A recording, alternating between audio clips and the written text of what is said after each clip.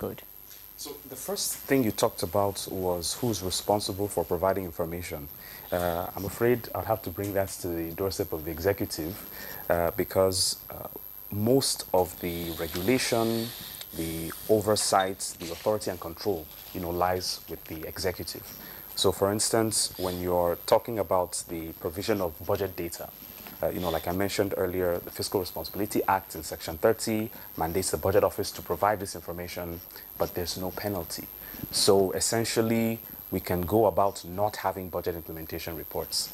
Part of the blame also goes to the National Assembly, I guess, because the Auditor General, for instance, is meant to have reports from the Accountant General for him to consolidate his audits.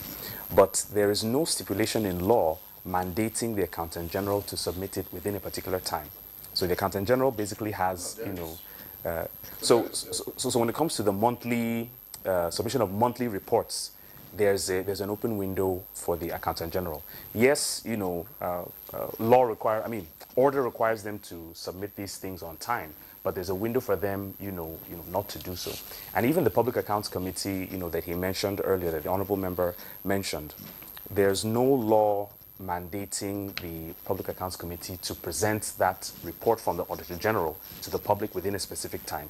So they have some level of freedom. I guess the framers of the law had an idea, that this process is complex.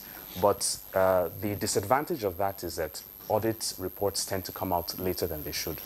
So when it comes to the issue of public participation, during the 2023 budget, if I'm not mistaken, the Speaker of the House invited several civil society organizations for a town hall meeting. And I thought that was quite remarkable because it involved honorable members of the House, principal members of the House as well. The chairman, the House Committee Chairman on Public Accounts was also at that meeting.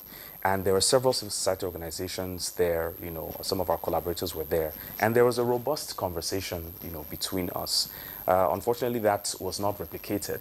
So, we are beginning to get a bit worried that the public isn't carried along as they should be. For the 2025 budget, the National Assembly had the budget brought very late. So I suspect there was little they could do. Is that an excuse? Well, it depends on how you look at it. So if you are brought a budget, in December, before you carry out your planning, before you carry out your internal administration, you also have to think about the orderliness and the cohesiveness of the process before you think about, calling civil society. Far too often, you would get poor responses because there really isn't enough time, to call people around. I'm not exonerating the National Assembly, but I guess in some way the submission of a late budget, hamstrung them from calling the public in. But they still could have, even if it was virtual. Because a lot of civil society organizations, have relatively good internet capabilities. So, that's just by the way. But I think that there does need to be greater inclusion. Like the DG of the BPP just said, we are collaborators. We are not antagonists. We are co-creators in this democracy, in this development that everybody wants to see flourish, because it's in the interest of the National Assembly, the executive, and civil society that Nigeria thrives. So we're all out, to see that process come to fruition, or at least see the country develop. So very quickly, before I round up, I'll just say that, we want to implore the National Assembly, to take the stance of the BPP and call civil society, into the room.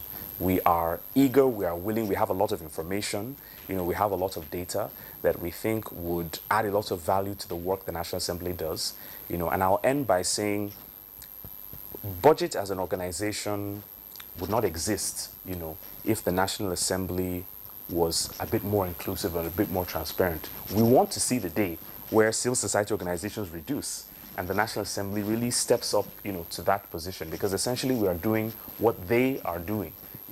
And that gives civil society some level of legitimacy. But the ultimate power actually resides with the National Assembly, and we want to see them do more, step up to that plate, more than often. Okay.